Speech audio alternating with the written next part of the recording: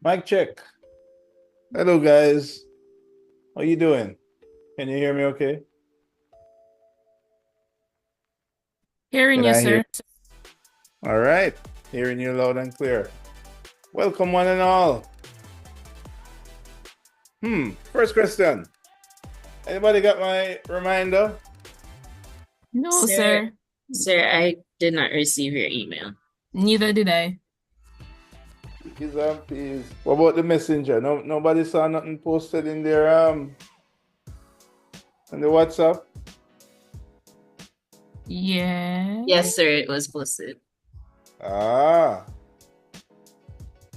So did anyone start working on their environment? Sir, I tried, but the video on the website is not playing for me. It said there's some Apple copyright something, so I couldn't get it. Oh, hold on. Which video are we talking about? The video at the last class where you showed us how to use it to get it. Oh, how to use the AI feature. Yeah. All right. All right. Well, nonetheless, we're going to move on. Today is where we are gonna start connecting the dots of what we've been learning in the last couple of weeks. Everything about the different types of camera movement. We're gonna now apply that in an architecture scene. Now, not to worry if you did not complete your site. I have some sites here that I can give out. I'm giving out sites for us to use. So we can use that. However, if you use that site, then that would mean that you wouldn't get the participation grade for that AI activity. So for those of you that did create a site, definitely go on and go ahead and use it for today's class. For those who didn't get a chance to do it, I'm gonna put a FBX. Yeah, I'll put a FBX of two options for a site. You guys can pick one. All right. So anyway we take it, we're gonna be moving on today. All right, guys.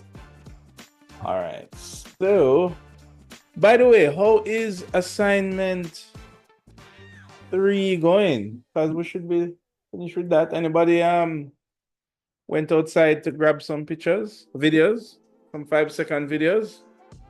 Ninja walking, anybody?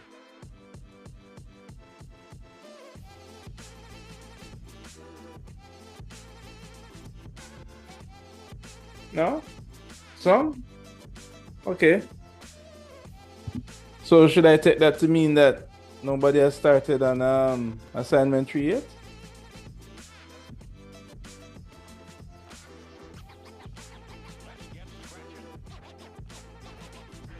Started, but the videos look rough, so I need to go back. Yeah. All right, so some people started. Is that started or started in quotation started? Because that's two different started, right? Sir? Yeah. Yeah, I uploaded, but it was my room, so I didn't actually go outside. Okay, as long as you have the camera views. So I Um, as well, but the the thing to upload said 90 megabytes, and when it compressed it, it kind of looked crunchy. So I don't, because one thing said 90 and then something else said 200. So like I don't know if I should re-upload it with a higher or less compressed. yeah, man, upload it with a higher one. I think it will go up to 100. How big was yours? So when I exported it, it was 300, and I compressed it down to less than 90. But the on the actual Google form, it said 200. See if you can get it in the 200 region. I will never forget the student that sent me a 3 gigabyte file one year. Yeah, so limits are good. All right.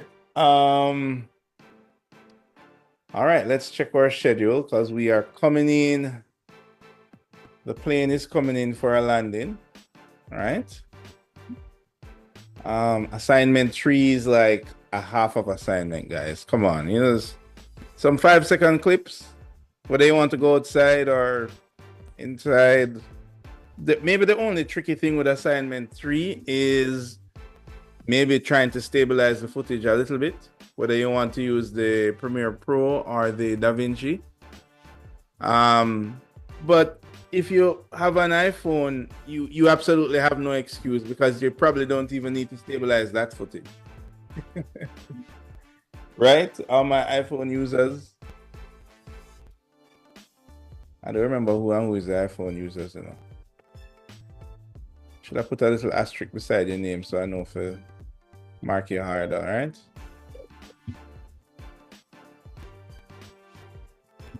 All right, silent is consent, okay.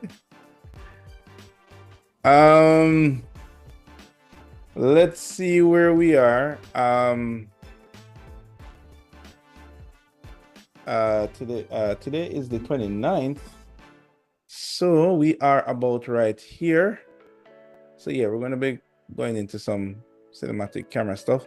So we are officially in the beyond the due date of assignment 3. Right? So guys, I cannot stress enough. Tomorrow, Sunday, get up early. You don't even have to get up early because you're gonna need sunlight. Go out there, capture some clips. Make sure you capture them, you know, push in, pull out, rise up. Remember the tracking. You guys have to research that one on your own. All right? That one sometimes gets confused. So make sure you look up what is tracking and create a segment that is tracking. Remember, all of these are some 5-second clips, guys. Very easy. Assignment 3 should be like a breeze. All right? All right, guys. So what you said this weekend, Malene? This weekend you wrap it up?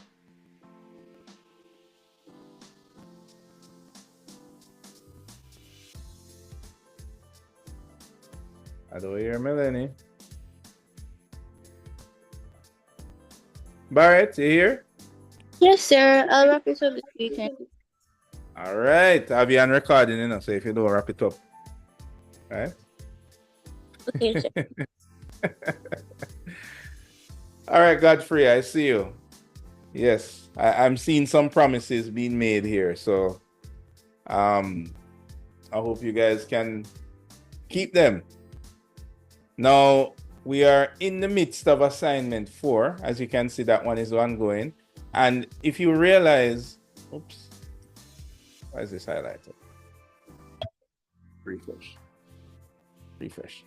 If you realize here, by the way, I'm sharing my screen, right? Can you guys see my screen? Someone confirm? Yes? Okay, good. Yes, yeah. sir. All right. Yeah. So if you notice, we are right here. We are on the 29th. So we are already in the middle of assignment 4. Notice that assignment 4, you have a much longer time to do assignment 4. And that is because I want you to spend a longer time. Assignment 4 is pretty much just going to roll into the final project. A lot of the lessons that you learn in assignment 4 is literally what you will apply to your design studio, to your final project. So for the next at least class, this class and maybe next class, I will be hopefully guiding you through the virtual camera. That's where we move to now. And this is where we take some of the things that we learn about the physical camera and apply it in the virtual camera. That means that you're gonna need a virtual application, Lumion or Twinmotion. I recommend D5 if you want. You can use any program you want. I'll be using Twinmotion, right? Demani, what will you be using? Twinmotion, sir. All right, you have it installed and ready to roll? Yes, sir. All right, cool. So I have Twinmotion up. I'm going to be using it. I'm going to be using 2025. That's the latest one. Twinmotion is free. It's easy to get. Of course, you can use Lumion as well. Most of the things are similar. Same for D5. So that's what we're going to be doing for the next maybe 2 weeks, thereabout. Right? So this is why I want you to hurry up and close the book on assignment 3 so that you guys can concentrate on assignment 4, which, by the way, guys, this is the last assignment. Like, it's the last assignment, guys. Now, assignment 4 is also what I would say it's easy, meaning that it's not a hard thing to do. I think assignment 1 and 2 would have been mainly more challenging because you have to go into Photoshop and Illustrator and these things. Assignment 3 is a breeze. That's like, I don't know, I should even deduct like 2 points per day for late carrying assignment 3 to how it's easy. What do you say? Don't do that, sir. Please. All right, assignment 4 is easy, but it's longer because there's a lot of useful things that we can learn from assignment 4, right? So we're gonna dive right in. So what I want us to do is, for those of you who don't have a site, scroll down to assignment 4. All right, I need to I didn't lift the curtain on assignment 4. Oh my goodness. Let's do that right away. Let's do that right away. I remember somebody had already given me the drum roll on assignment 4 already. So no need for a drum roll this time around. We already have that. For those of you who are using Lumion and Twinmotion and those things, I want you to fire that up now. Real quick. It's not going to be about rendering and lighting, guys. This is only about camera movement. So we're just going to use whatever defaults the program gives us. And you can tweak the lighting and stuff on your own time. All right, let's see here.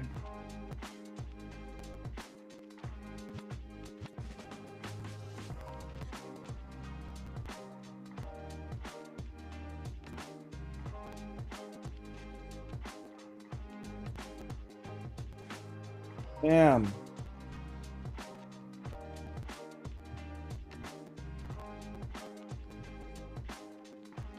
All right, so if you go back to the website and refresh, you should see the curtains lifted and assignment 4 should now be visible. Yep. Well, it is for me. Can you guys confirm? Anybody?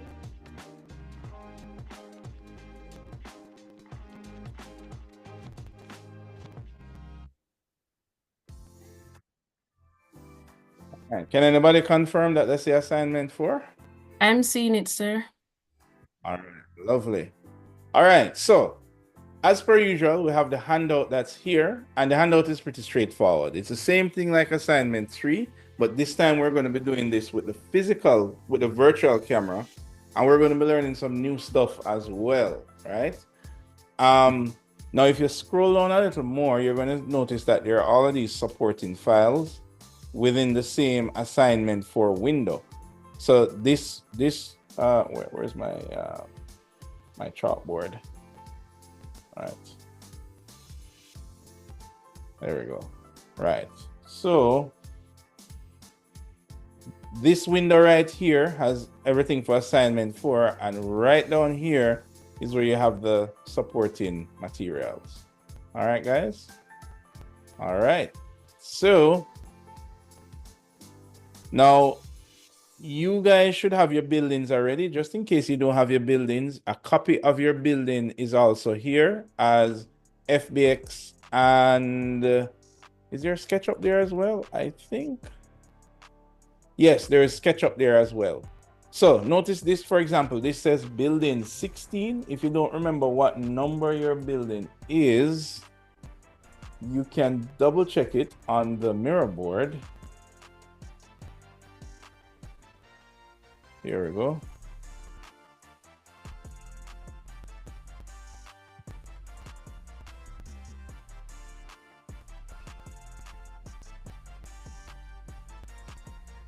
So if we go to the mirror board, here we go. Notice they all have a number, 4, 7, 16, and 26. So you can get it from the mirror board if you want. You can just click this little download link here, or you can actually get it directly from the website in the assignment section here. So remember, you're choosing the same building that you selected for your assignment 2, right? So you're going to go ahead and download that if you don't have that already. Now, additionally, there are 2 sites that are there, option 1 and option 2, right? So option 1, so the FBX files are there. If I click option 1,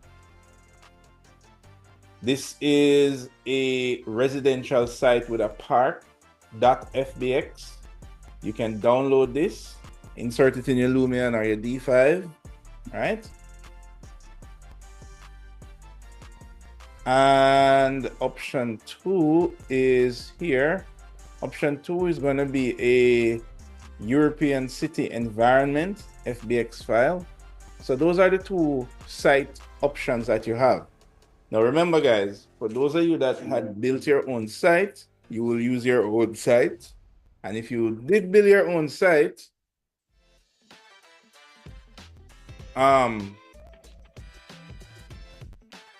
tell you what, I'm gonna leave this open. I'm gonna leave this open a little longer. If you do build your own site using the AI method that we discussed last week, you will get the class participation grade for that. And for now, I'm leaving that option still open, right?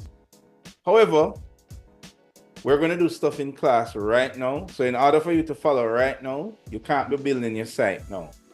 You will have to just pick one of these sites so we can start. So guys, go ahead and download the site. I'm going to do the same here.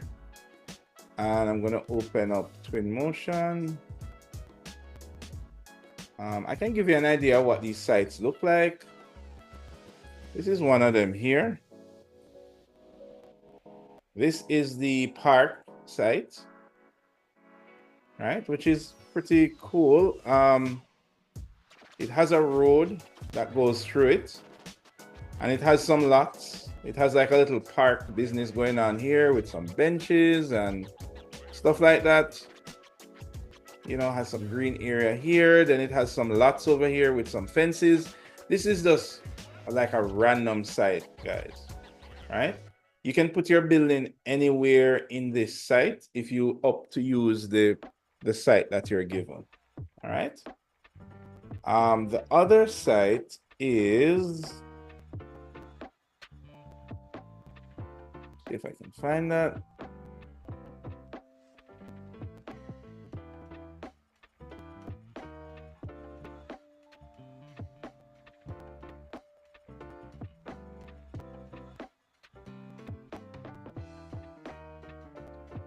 Okay, it's opening. While it open, guys, depending on the software that you're using, it may or may not load in with the textures. If you're having any kind of missing texture issue, what you can do is there is a compressed file here. So for example, if you put your FBX into D5 or Lumion, and when you load it, it's saying the textures are missing. The textures are in this compressed file here. So you can just download this compressed file, put the textures in the same folder as the FBX, and then link up the FBX. All right. As a matter of fact, you should probably just do that right out of the gate. All right. Just put the textures beside the FBX. All right. Everybody following? Have I lost anyone?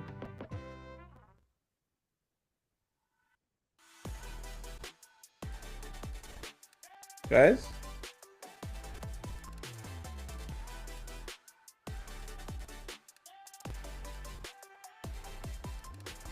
Hello out there. Still following, sir. Still following, sir. Okay, all right, cool. Just double checking. All right, this is the other site, the one that's a European city. Has some backdrop, some multi-story buildings. It has a little green area here, so you can pretty much just plop your bit. Pretty much, this is the only place that you could maybe put your building. So this one has less options, whereas this one here has more options. By the way, some of us have a building that's sitting on a slope. So, you know, I kind of gave you guys a little slope here in case you want to have a slope there. Now remember, when you guys are handing in this work, you can use your own site. But for right now, for you to follow along, just grab one of these sites, and if you want to use it for your hand in, you can choose to do that. All right, so those are those two sites. So what I'm gonna do now is I'm gonna open Twinmotion. What Twinmotion looks like. There we go. And this is not a tutorial in using Twinmotion, so I won't be going through telling you what everything is. You just use whatever program that you have been using and that you're comfortable with. All right. By the way, is there anybody that's using any offline render program? Who can tell me what do I mean by that? What do I mean by offline render program?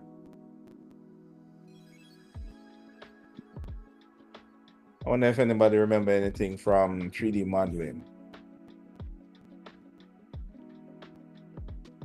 There is one where you have to download the model and you put it in, it's not real time. The last part of your explanation is warm, but the first part is cold. So yeah, it's not real time, right?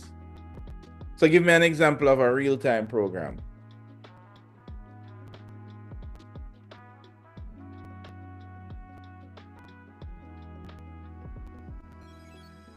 Twinmotion. So give me an example of an offline program. Who went take that one? I can give so much answers already. What you say, Crooks? Offline program.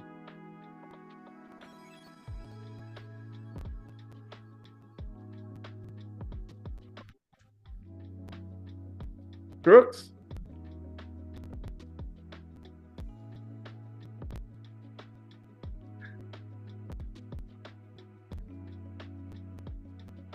No Crooks? What about Miss Maduri? Offline program. Give me an example. So you're just using 3ds Max, is that one? All right, that's a good one. That's a good one. Is so long it take you to Google? Yes, it is. All right, guys. So offline programs mean it's not real time, meaning you click render and you wait for the thing to render. Whereas real time, what you see on screen is what you get, right? So pretty much real time rendering has taken over. A couple years ago, offline was the thing. but now it's all real time. So everything depends on your video card, the same thing you used to play video games. So we're only using real-time programs for this. In the past, there's like some students that maybe want to use Blender, or some students use Cinema 4D, and those would take a little longer to render. But I assume that everybody here is using a real-time program, right? Is that safe to say, Omar? Are you using a real-time program? Omar? No, sir. Sir, I have SketchUp and V-Ray. I don't know if Technically, that is offline, but can you use SketchUp and V-Ray? You can, because when you put the V-Ray plugin in SketchUp, you get a V-Ray camera, right? Yes, sir. I guess you could. Does your version have the path tracer preview? You know, like you don't click and wait for it. You can kind of see a speculated preview as you move it around. I think so, no, sir. But honestly, I've never used it. Oh, I thought that's what you say you're using. No, I have it. I downloaded it to use for the the course here, but I haven't messed with it but that much. I'm basically in the learning stages. Okay, well, what I can V-Ray say. isn't real time. It's not real time. You have to set the scene first, and then it renders that scene, so you can like move around like in twin motion or landscape. Right. No, you can technically you can still do it with offline.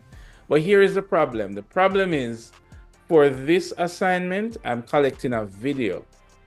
And when you're rendering offline with video, it's a totally different ball game. Right? You're talking about hours of render time and per frame rendering and all that stuff. So you definitely have to use, well, not have to, it is highly, highly recommended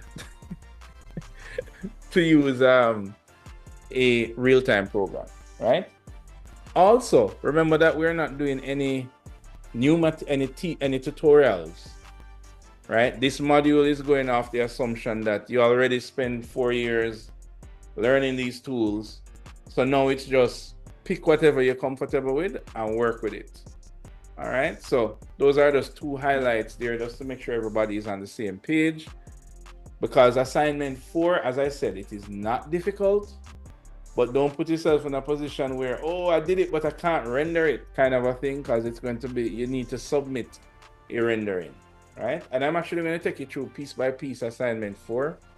It's almost like impossible to fail, but if you try really, really hard, you could maybe fail, but you'd have to like try, right?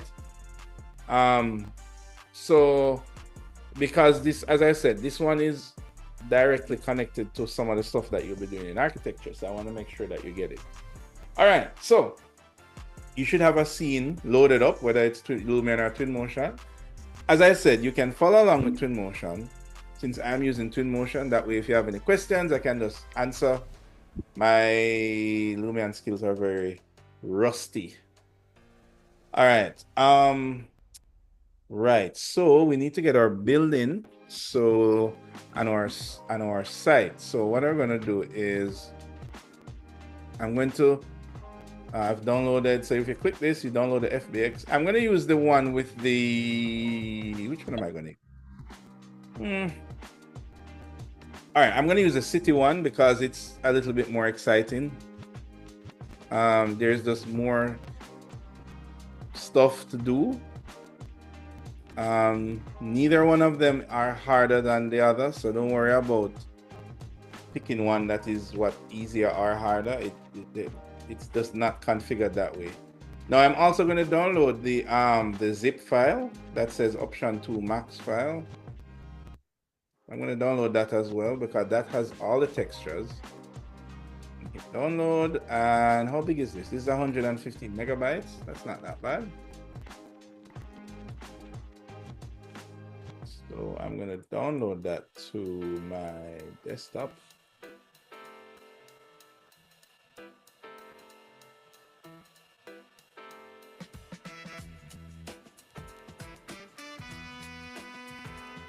And I'm going to put it in a folder and call it lecture work.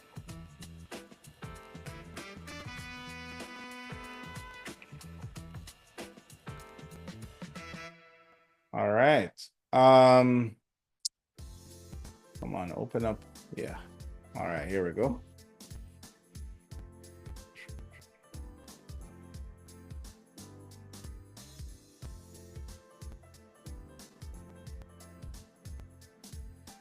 Okay.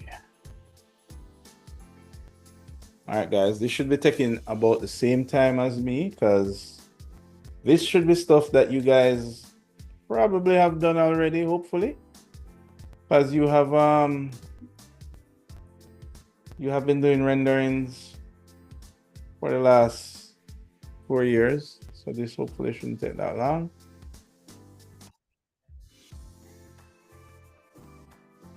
All right, so there go my 2 files.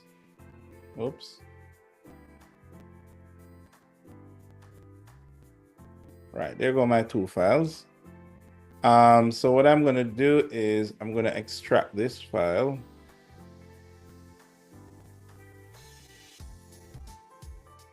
Go.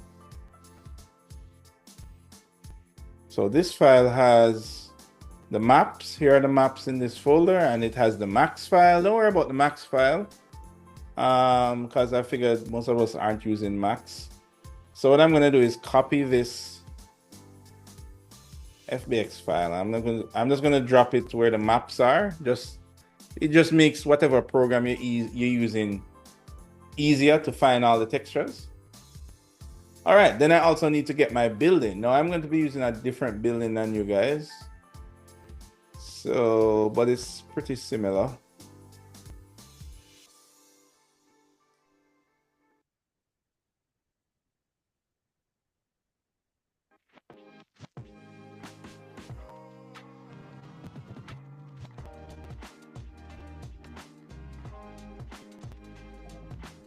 Where is the building?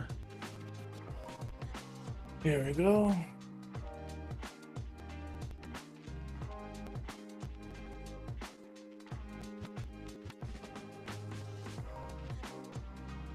All right, so I'm gonna drop my building right here. So here's my building. Great, so let's head back to Twinmotion now. There we go.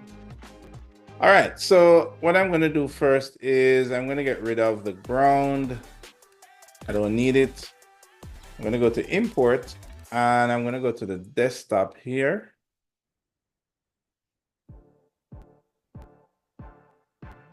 Go. And lecture work. This is where I am. And I went in the maps folder and here's my FBX. I'm gonna grab that, import. And it's telling me, do I want to use a scene material or imported material? I think I want to use the imported material, probably better. And hopefully it should find all my material that I need. Let me know if it's not doing the same for you guys. We'll solve that one. All right, this is my scene. All right, let me grab my building now. Yeah. Which one you pick? I picked the city, the European city.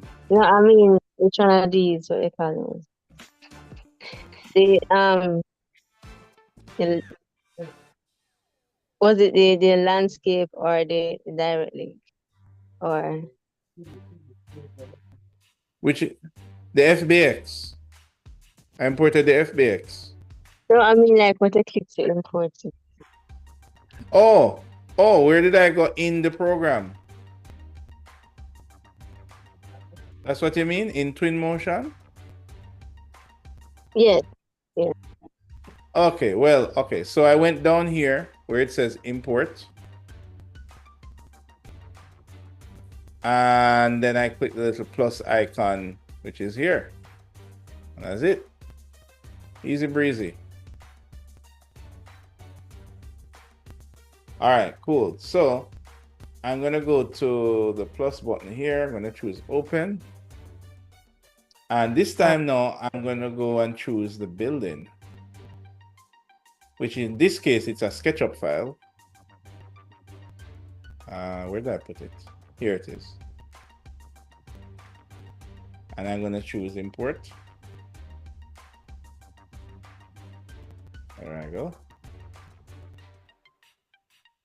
All right, and there's my building. Now, depending on which program you're using, the building is gonna probably come in an awkward position, so you can position your building any how you wish. So I think, yeah, we're not gonna be doing anything with design, guys. This is only about cinematography, camera views. So I think I'm gonna position my building kind of like that. There you go.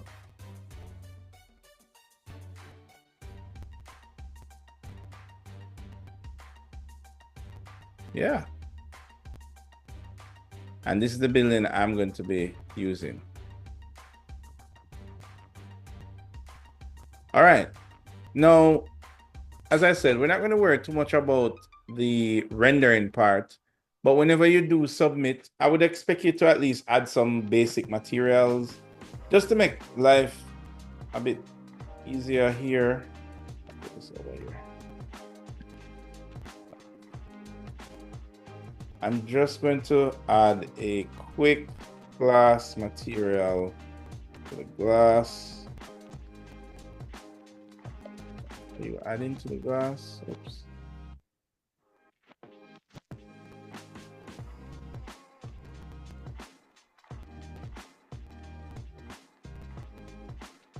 Oh, wait a minute. I think here. No. Come on. Here. Yeah, my bad. Okay. I gotta change one thing. So I'm going to delete my building. And then I'm gonna go back to my file settings because I need to choose not to collapse all. Because for some reason it was coming in as one object. Right, so when you choose keep hierarchy, it keeps all of the objects as separate objects, or it should. Let's try this again. Did it?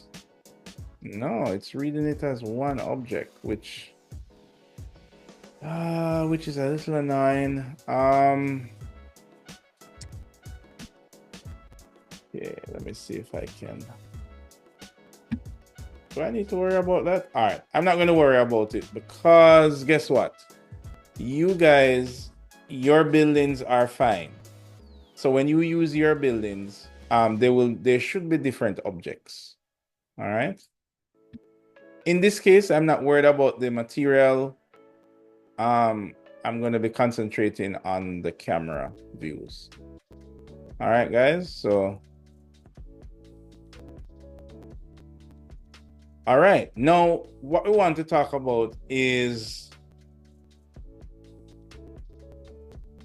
the cinematic camera movements that we're going to use. Now, well, the idea is that some of you would have, or all of you would have already kind of tested out how do you go about capturing this on a physical camera, because then we're going to replicate the same thing digitally. Right? So for example, if we do, let's say we want to do, I'm not going to do all of them, I'm going to do some. So for example, let's look at the reveal, right? And how the reveal works is that you want to start from a part of the video that you're not really seeing the building. So like, for example, as you come up the stairs here, and then you see the building like that. So that is a reveal shot. All right, can you guys see that? reveal. Yes, sir. All right. So no, a reveal shot can be anywhere. It doesn't have to be there. It could even be out of the frame. Like somebody's sitting here and you just turn and the building is revealed. Right? It could be that you're looking on this fountain here and then the building is revealed. Now, the building is being revealed can be accomplished by you moving the camera or you actually moving yourself. So for example, you could come from here. Well, this is a little long. And bam, the building is revealed. It doesn't mean that the building has to be completely obscured. It just means that the focus of your audience was not on the building to begin with, and then it ends up on the building in the end, right? So that is the whole idea of a reveal. Now, we can look on some of the options in Twinmotion here to get that cinematic effect. So let us start from here. So in Twinmotion, you only have one camera that you move around with, which is where I'm moving now. And in order to do a view, I need to go to media, and I'm going to go over to video, because right here,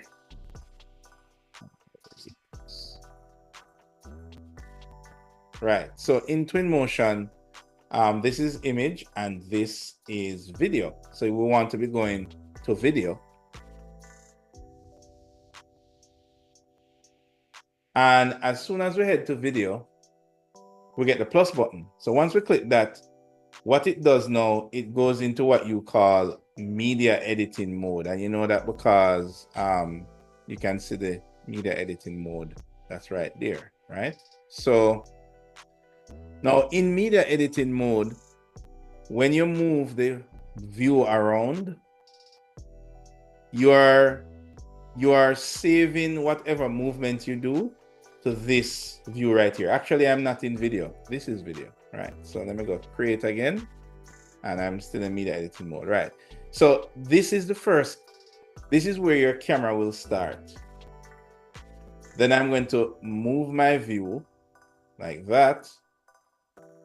And then I click the plus button, and that's another camera. This entire movement will take 10 seconds to do. That's why the little 10 is right there. So if I hit play,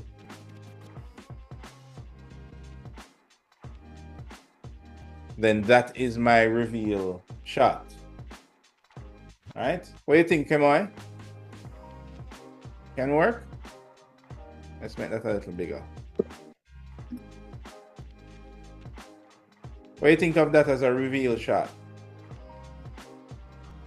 So it's not too bad. Like the progression, the speed isn't bad. Allows you to take in what's happening. You said the speed is a little? No, I was saying that the speed isn't bad. It allows you to register what you see happening. All right, cool. Okay. Now there's one little thing. I kind of go through the grill a little bit. So let's say that I wanted to edit that. I would have to click on the last frame, and I need to push forward a little bit, and then I need to click the little update button here.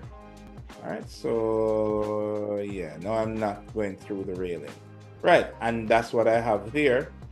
I have a reveal shot.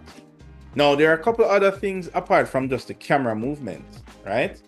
So this shot is revealing, but then there's some other things at play. And this is where the real secret of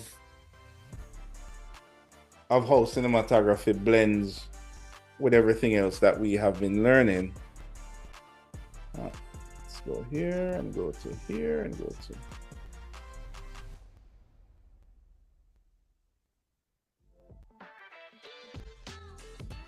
Right. So this is the part that we're kind of focused on right now, which is the camera movement. And you guys have already done, well, in quotations, done the physical camera movements, which is you're using the physical camera. Now, the same thing can be done with the virtual camera, which is what we're looking at now. And oh, okay, so here, right. Oh, it's one window. Okay. And what we're going to be moving into is looking at some of these concepts. So we have been, so far, we've been looking at some of the supporting elements for cinematography. So we have been looking on cinematic camera movements, right? The push in, pull out, that kind of stuff. We also looked on rules of composition. So rule of thirds, leading lines, all that kind of stuff. Now, there are some other things that I would say that we need to know about whenever we are considering photography. But this up here is where we're heading, guys. This is where we're heading. This is how you create an awesome piece of architectural visualization by concentrating here. And this down the bottom, everything down here is almost like it's just background information, meaning that it's expected that you will already know this kind of stuff when you're doing this. So let's look at some examples here. Let me go back to Twinmotion. Now, yes, this is a reveal shot, but there are some other things at play here. It's also about the rules of composition. Can anybody tell me one of the rules of composition that we're using here? We don't forget it yet. Let me put it back on screen in case we forget it. Rules of composition. Remember we did that a little while ago? What's some of the rules of composition that you can see used in just that little shot that we set up? Anybody? Leading lines. Aha! Leading lines. Where is the leading line? Right. Exactly. So, yes, it is a railing, we know that. But the fact that it has, like, it's almost like it's guiding you into revealing the image. That's right there. Now, the other thing that we can look on is, okay, so when the image is revealed, we're still on composition now. Do we want to put it in the center of the shot? So let's move it over a little bit, maybe like that. So then we're talking about symmetry. Let's update that view. So now we're using leading lines, and then we end up with it in the center of the shot. Now, I don't know about you, but this feels cinematic. Like it feels special in a way. I mean, ignore the graphics and all of that, right? Because we're just talking about camera movements here, right? Now, in addition to rules of composition, we're also combining that with cinematic camera angles. So when you start to put those two things together, that's when your visualization starts to look really nice, right? Okay, let's do another one. So because I'm in Twinmotion, what I need to do, I need to exit media mode here, because if I'm in media mode and I look around, I'm going to be moving the camera. I can always go back to this view here and I'm back. I haven't lost my movement like this, but I need to exit media mode to be able to move around freely. All right, now let's do a difficult one. Let's do a difficult one. How do I look on time? Okay. I'm going to try to squeeze in as much as I can, guys. As I said, the plane is landing, so I want you to get this information. Now, let's say that, you know what? Let's do tracking, even though you guys were supposed to research that. Do I want to give it away? Who can tell me what is tracking? Anybody? Sir, it's following a subject from behind or leading them through a scene. Good one, exactly. You're basically following a subject. So in this case, I'm going to go down to populate, and I'm just going to pick let's use a car, because that's really typical, right? And we do these a lot in architectural scenes. So I'm going to just drop a path like right here. There you go. It's a little bit too much cars, so let's put down the density to like 10%. So where I can just get one car. Now this is a little tricky in Twinmotion because you can't really can you? I think they updated it to so you could actually time the car, but I'm not going to worry about that feature right now. The point is, for tracking, what we want to do now, we're going to do a combination of two views. We're going to do a tracking and a reveal, right? Because remember, for tracking to work, you have to have a subject that you're tracking. Preferably the subject needs to be moving. So if I was to track, I guess maybe I could do a tracking on the building, but what? The building is not moving, so that would be a very boring tracking shot, right? So we want to track a moving object. So what I'm going to do is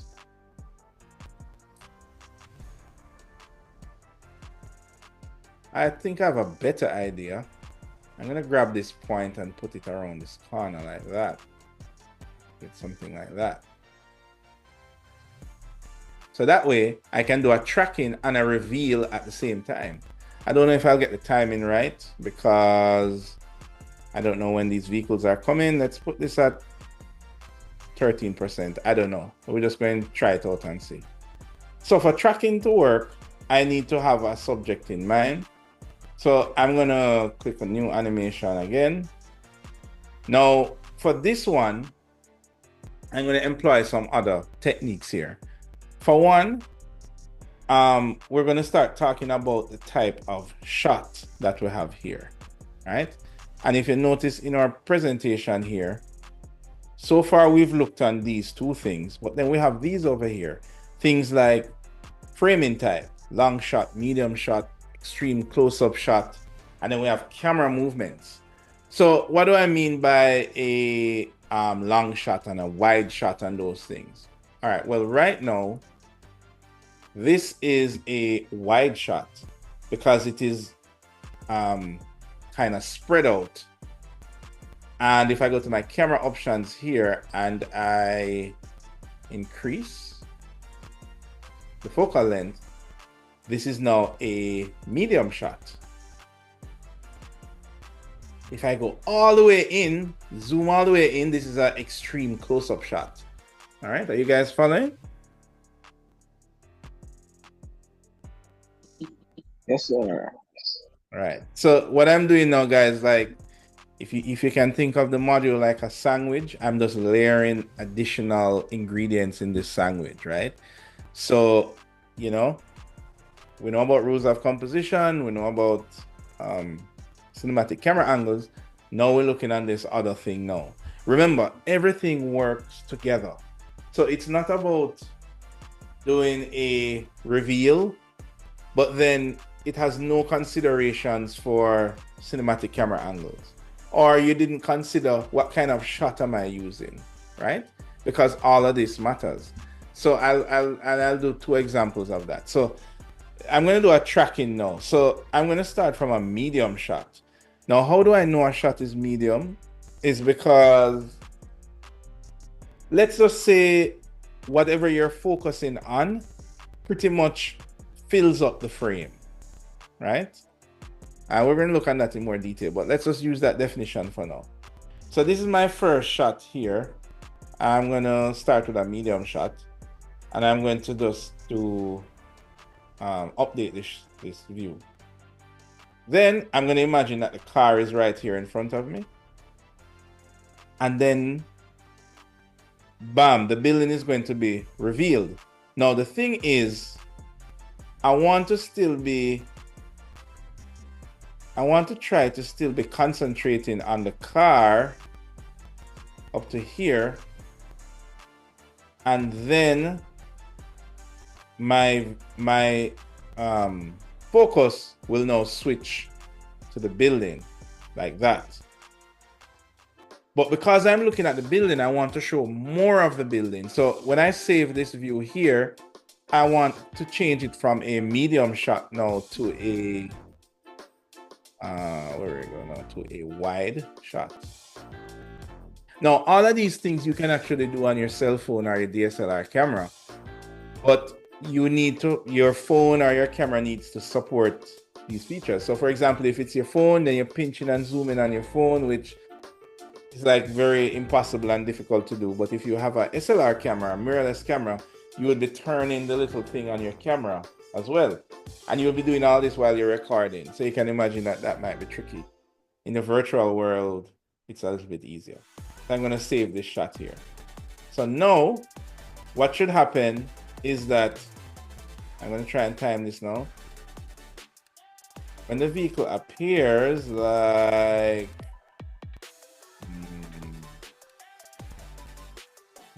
that. Okay, wait. Let me just increase the density of the vehicle so that I get a little bit more vehicles. Right. Let's see now. Come on, vehicle. Up here. There we go. So I'm tracking the vehicle. And then my shot widens to the building.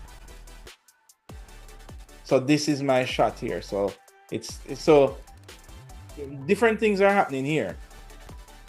I'm doing a tracking shot, but then I'm combining that with a reveal. I'm doing a kind of close-up, not close-up, but medium shot. And then I'm expanding to a wide angle shot as it goes to the building here. Right? So now I have many different things happening. As a matter of fact, maybe from the shot is here, I can start to make it wider. Just a little bit wider. Let me update that. And then when it goes here, it goes even wider. Extreme wide angle. Right. So now, when I play this,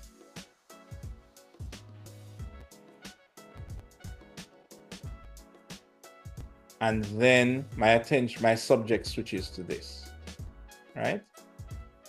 So there's also a little bit of movement as well. So for example, there's movement, there's leading lines. So maybe I can say, hold on, maybe I can carry the camera around more like this so that the road is kind of leading me out there. So let me update that. And let me just hit play.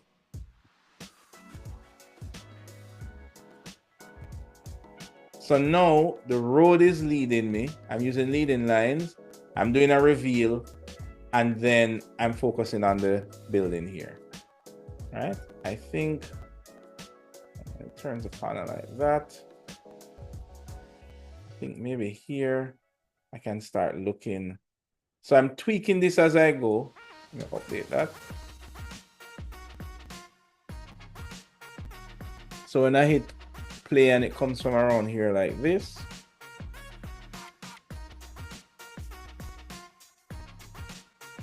Play.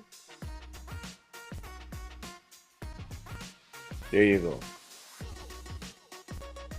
And then it changes to a wide angle. So what I'm saying, guys, is that these are the things that make whenever you need to show your architecture. This is particularly dealing with animation. This is how all of these plays in together, right?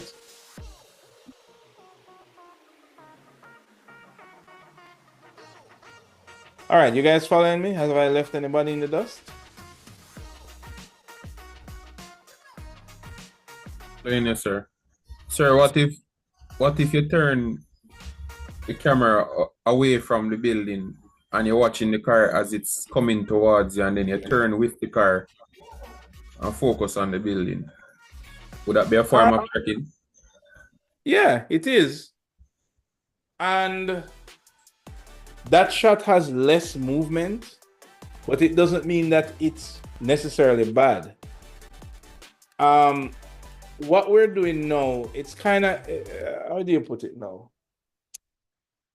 Okay, everybody here has had to lay out a sheet, right? And when you're laying out your sheet to present, it's not necessarily just about the floor plan or the 3D view or the section. You have to put all of them on a sheet and you have to get the whole story, right? So in a way, you have to kind of design your story first. Like, okay, I want to have my 3D view on the top, and then when the person looks down, they're going to look on the section, and that's going to be aligned with the plan. And so you kind of determine the narrative for that story that you're telling. And then the narrative drives the views. So for example, if you wanted to start your presentation from the courtyard, then maybe you render a picture of the courtyard, or maybe you do a floor plan of the courtyard. You don't just do it randomly. You want to do it according to a story, like some kind of plot, some kind of narrative. So it's the same thing with architectural animation, where you would have designed how you want to present your building. Like maybe you want to talk about the steps first, right? So you say, all right, I need to start with the steps. Then you want to talk about the context. So maybe to show the context, you do this reveal wide angle shot thing. But the shots that you do are based on the story, right? And both go kind of hand in hand. So I'm saying all that to say that you gave me another option for doing this shot. I'm not saying that shot is worse than this one that I did. I'm saying that at the end of the day, it depends on how you wanted to communicate the story, right? All right, I'm gonna do one more shot, and then maybe talk to you a little bit more about this stuff. So I'm going to just do a simple push in. No, I'm going to do a pull out. Why not? Yeah. So let me start from here. And I'm going to create another view here. So I'm going to start from this, and I'm going to pull out like about this and create another shot there, which is very simple. If I hit play, it's just a simple pull out, right? But now I'm going to take some other things into consideration, right? So remember, rules of composition. What rule of composition am I using here, Marissa? What can you see going on here?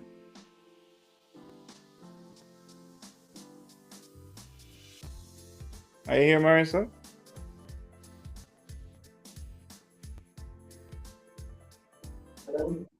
Seriously, just that flow to the studio, so she might be rocking. Okay. Well, anybody can answer me. What kind of rules of composition that's happening? Focus, sir. Not necessarily. Symmetry. There you go. The rule of thirds. Yeah, I guess so. It's in the middle quadrant. I guess you could say that. Come on, give me another one. Those aren't the only ones. Anybody remember the rest of them? Let me bring it up on screen. The rest of them here? Lines, like the lines of how it tapers down to the building. Okay, fine. Yes. Leading lines is there. Not as the most powerful thing like that railing, but it's there in the background. What else is there in the foreground of this shot as it relates to cinematic to rules of composition? The pattern in the facade? Exactly, the pattern, right? Now, when you say pattern, then I might say to myself, yes, the pattern is here. Maybe I want to play on that. Okay, how can I play on that? Now I need to look into these other considerations now, like the framing of the shot, because the framing of the shot can help support the rule of composition, and in so doing support the cinematic camera movement, right? So I might say, let's do a close-up or a medium shot here. So that way, so for example, I can go in like this. So that way now the pattern fills up the screen and then it becomes more about the pattern. Let me kind of go over a little bit more. Trying to get it, yeah, like right there. Update that shot. But then when I go here, I'm going to go to I'm going to go to a wide angle. I'm going to go to a wide angle shot here. So what happened is that I'm actually moving from a extreme close-up to a wide angle while doing a pull-out. Right? So now check this out. The inverse of that. Let's say I wanted to do a push in. Well, okay. I'm going to do it the other way now. So let's go to a new view, and this time I'm going to start with the close-up shot.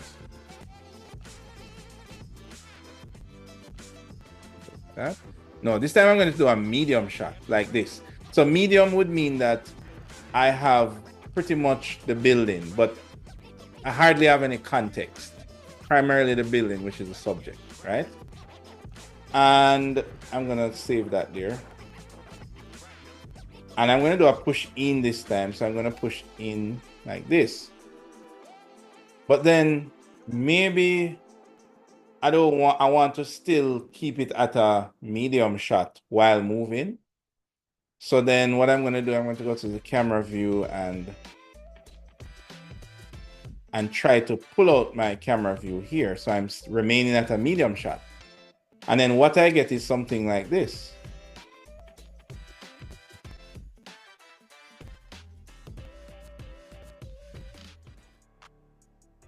All right, you guys see what's happening? Let's do that again.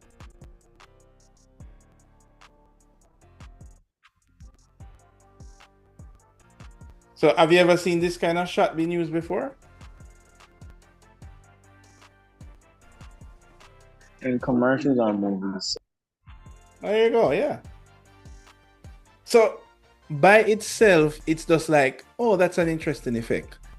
But when you use it in a story, when you use it in a presentation, depending on not just throwing random shots together, but actually planned presentation, it can really tug at the heartstrings of the viewer's emotion. And that's something that we're going to look on in the next coming weeks. Like, how do you get excited about a piece of architecture in how you present it?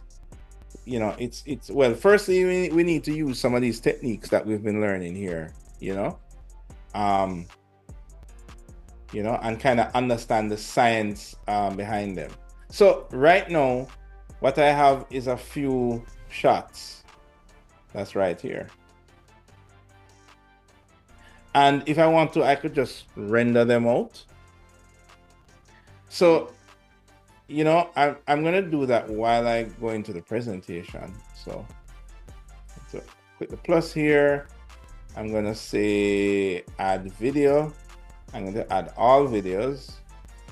Then I'm going to save this to the desktop in my lecture work folder, and I'm going to click save. And while that runs there in the background, I want to talk a little bit about what we're seeing here.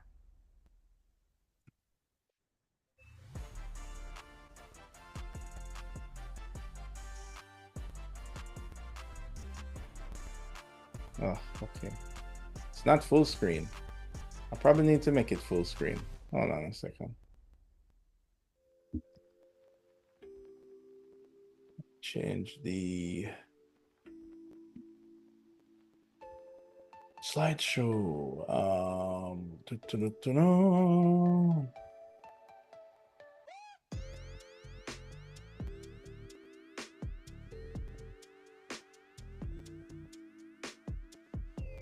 Full screen on monitor 3. Yeah. There we go. Right, guys. So we already explored the fact that these camera movements is possible with a physical or virtual camera. However, let's look at the physical camera, right? So let's imagine, in quotation, let's imagine that you all went out and assignment 3 already. So you know what it feels like to walk up and down in the sun, well, if you went outside, or stay inside and hold your phone or hold your camera, whatever it is, and try to get these shots working. So a couple of advantages and disadvantages. So first thing, it's much harder to cut, like you need a proper device. And when some of you do this assignment, you're going to find all kind of limitations. The phone isn't that good, and I don't have a lens. And even those of you that have a camera, you're going to say, oh, but I need a gimbal because my hand is shaky. So there are a lot of real world limitations when we're trying to achieve this with a camera, right? So this video you're looking on, this is some footage that I captured on my Lumix camera, right? About a year ago, right? And this was done with a gimbal, right? Remember that little device that I showed you guys last week, which hold the camera steady? It's just a larger one that I could fit the camera on. Now, there are also some disadvantages. There are also some advantages. The first thing is that when you capture stuff with your camera, it is immediately real. Like if you think about it, have you guys ever spent hours trying to tweak the lighting because maybe it look too cartoonish, or you're trying to get a cartoon look and it look too like you're trying to let it look like something? Anybody ever spent hours tweaking lighting in whatever program? Nobody? Yes, sir. Same motion. Right. Of course, when you go out there and capture this, like this building that I captured with my camera, this is realistic. And it is realistic because it is real. So there is no tweaking for light and that kind of stuff, right? You get the exact context. Like even the site that you guys are building, the reason you're building a site is because you need an environment to put your building in. So either you're photoshopping it or you have to build it in 3D. When you capture an actual picture, you don't need any background. The background is the background, right? So it's just dealing with reality. Now, of course, the disadvantages, of course, we talk about that already, right? One of the other major ones is lighting conditions, right?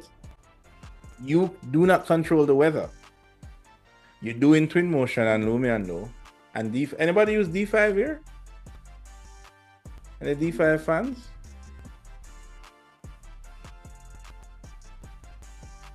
Nobody? Okay. All right. So it's pretty much, we have a house full of Lumion and Twinmotion people. Now, on the other hand, the virtual camera, which is what we're doing now, we have no physical limitation. Like we're not worrying about, we don't have the proper camera, we don't have a gimbal. We will always get the smoothest shots, right? This one is a more kind of recent project, but this one is not in Jamaica though, right? This is one that is actually in North Carolina. But the idea is that I'm not worried about the weather. I can change the sun, I can do whatever, right? but you're spending time to build a context or to get the thing to look real or not real or whatever. So it does require some amount of technical knowledge, right? Now, where I want you guys to aim for is combining the two, and that's what we're going to do for our final movie. So I want you guys to check this out. No, I didn't do this one. This one is an example from the same guys at Neoscape.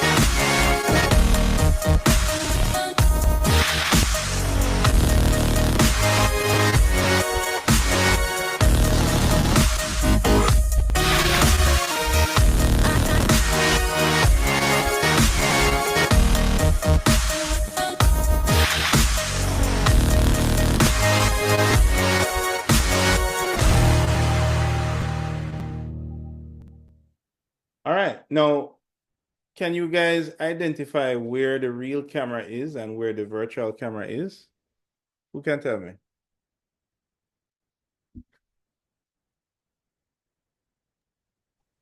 Real cameras with real people. There you go. But notice that in this overall presentation, there are parts of it that are virtual, like this part, and there are parts of it that are real, which is like actual footage. And when you guys are putting a presentation together, which is what you're going to be doing for your final project, is where you're going to combine the real with the virtual. Now, in this case, it's more technical because they actually even create montages where they blend the real with the virtual, right? So for example, the 3D is in the foreground and the real picture is in the background. But we're not talking about that level. I'm just talking about the fact that this video included footage, like live action footage, and it also included 3D footage, right? A couple of days ago, we showed a preview of that with the Houses of Parliament competition, where it had a live action footage at the beginning, and then it had a 3D footage at the end. Now, I would agree that it's not as nicely intertwined like this. This one does have a third layer, and that is motion graphics. But we don't have the time to go into motion graphics. So we're just focusing on the real camera and the virtual camera and how you can put those two together. And that is exactly what is happening here. Now, if you have access to an expensive real camera, like a drone or like some fancy camera, then that just means you can capture nicer live action footage. In 3D world, you have access to every feature with the camera. You even have access to control the weather and everything else in the 3D scene. So the real artistry comes with mixing both of them together. And I think that's maybe something that is left out of a lot of presentations. Like imagine you're talking about, I don't know, your library project or you're downtown skyscraper project. And yes, you have rendered images, maybe you even have a 3D animation, but do you have live action images or video of downtown, right? Like that is what I'm encouraging you to include, because we spent a little time touching on the real camera, and I'm hoping that you'll know at least enough to be dangerous, right, guys? So you can start to mix the two together. So that is my objective here. Now, once we start mixing the two together, even when you go out and capture your real footage, you still, just like with your virtual footage, this stuff is still happening in the background. You're thinking of rules of third, and okay, I can do a movement where the camera kind of push in. You know, all of these things exist in the physical camera as well as the virtual. And whenever you take this into consideration, you put two of them together, then that is when you can have a real kind of masterpiece. All right. So this, I want to make sure that you guys get this point. Do you get what I'm saying here, guys? Putting the two together, the real and the virtual. Anybody have any questions regarding it?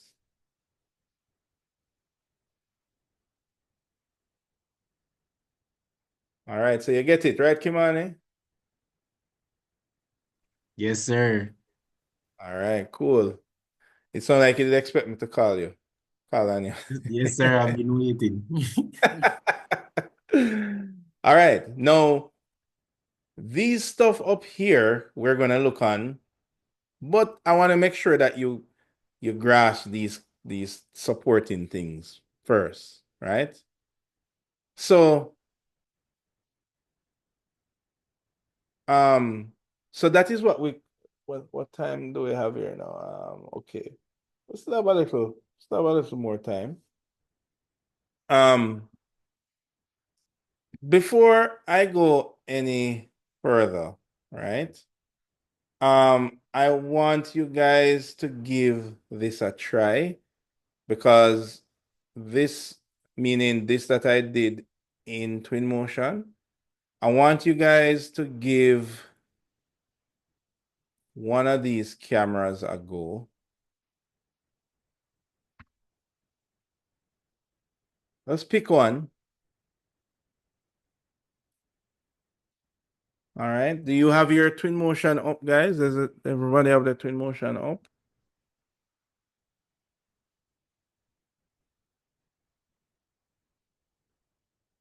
Raise of hand who have them Twinmotion open and ready to go.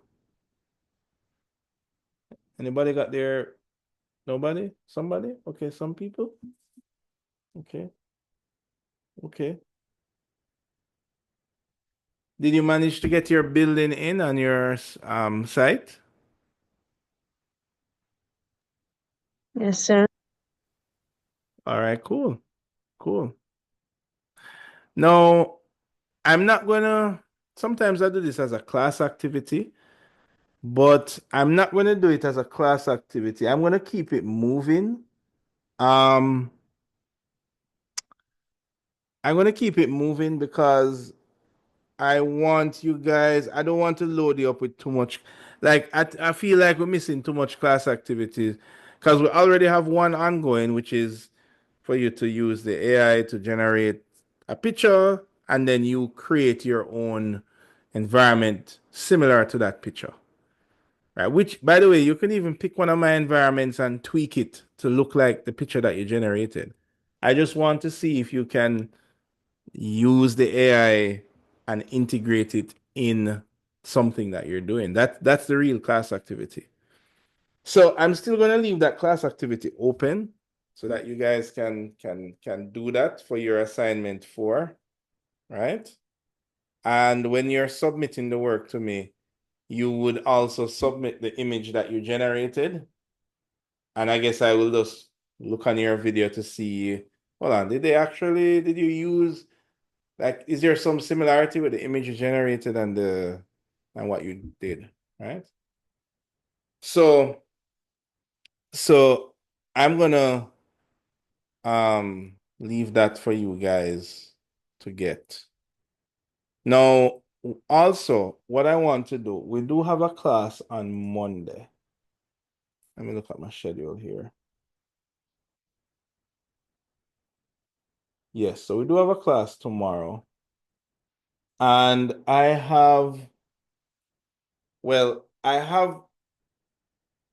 back-to-back class, and I have a meeting that may cut into the class. I don't know if usually if things go according to plan, then everything should be fine, but usually things go overboard. So there's a possibility that I may not, that at least for the first hour class, I will reach somewhere within that time if the meeting goes over the stipulated time. Now, in order for us, we're going to have a couple of things that we're going to be looking on moving forward. We're also going to be looking on post-production techniques, right? So we're going to look on a little bit of video editing, some video editing techniques as well, because when you're giving me this assignment, you're giving me as a video, but unlike the first assignment, the first one, you're just putting the clips together, sending it to me. Easy breezy, cover girl. Simple. For this assignment now, I want you to consider some more things when you're putting the video clips together. So I need you guys to travel alongside me.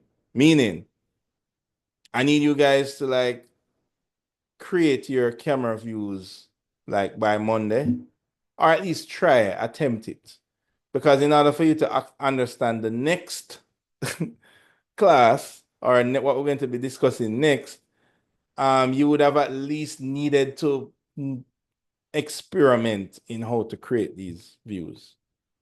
And I don't want things to pile up too much on you. So I'm hoping that one good thing that might come out of this is that you can use the first hour until I get in to make sure that you guys have loaded your building along with your site and you actually do some of these camera views, right?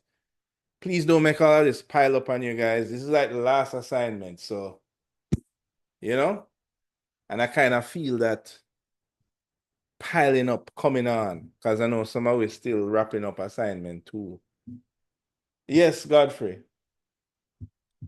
It was just a question about how smooth you're getting the transitions in Twinmotion. Is it just your mouse or is that a setting in Twinmotion?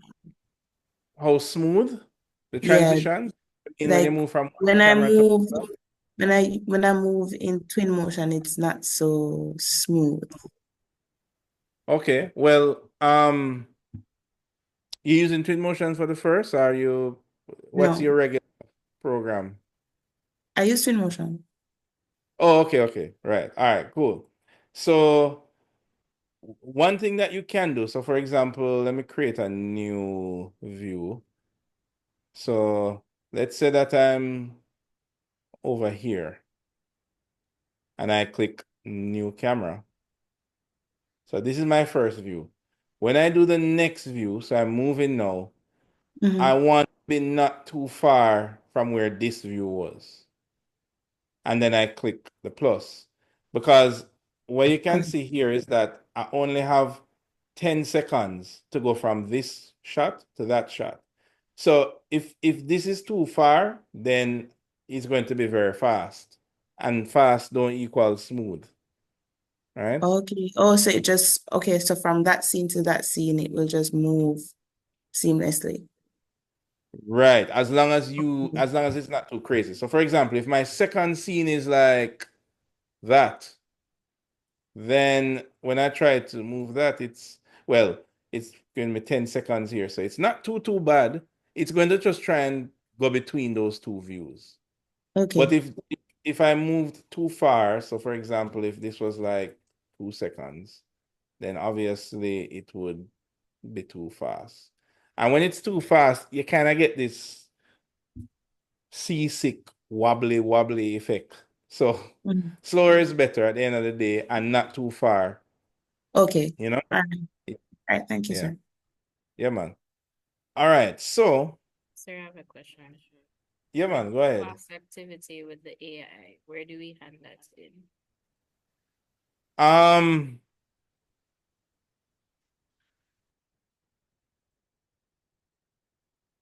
I will call it, how do I get that now? Because when you do the AI, the idea is that you need to give me the picture. I was going to say, give me the picture when you give me the assignment for, because guys, it's supposed to be in class. So ideally I would be going through some of the pictures now, but I know say we're kind of a little behind. So yeah, I need some way to prove that you did do the AI thing. So tell you what, let's just use the mirror board, what we've been using. So earlier in the semester, when you did this class activity, you just submitted it on the mirror board, and you did this one, submit on the mirror board. This one is one that we did in class. So the next one, which will be, do I have the AI thing here? No. So I'm going to create one more like this, where you just submit the picture that you generated in AI. How about that? So it will be on the mirror board. All right. But remember that the idea is that that picture will influence what your environment look like. Right? So I would need to get some idea of that. But I don't want you to get lost in rendering it and all of that. You could probably just, I'll probably just collect a screen clip, because the whole idea of class activity is just for you to show me that you did participate. That's the main thing. So long story short, I will create another submission section for that activity on the mirror board. Sir, so All I right. think I got confused. So the class activity is not the continuation from Monday? Right. The class activity is on Monday when we did I showed you to use the AI. You are to use your building, get an image from your building. So I used Okay, sir. SketchUp. I You thought get it? yeah, I just got Right. confused with what we did today. So it's from Monday. Oh, right. Yes, it's from Monday, right? Where you put the AI, you put the picture into the AI, and then you type out what you want for the environment, and it gives you something nice. Okay, sir. Right? Yeah. You might have to do it a couple times, because you might do it and it generates something and you're like, whoa, okay, this is not going to work. And you have to change it and do it again. That's the whole idea, that you practice how to use AI, right? Cannot know how to use AI nowadays. I mean, everything is just AI, like so hey. All right, guys. By the way, as you bring that up, I hope you guys have also made a mental note of the first. I gave you two examples that day. Do you guys remember? One of them was with images. You remember what the first one was? Anybody? No, gone already?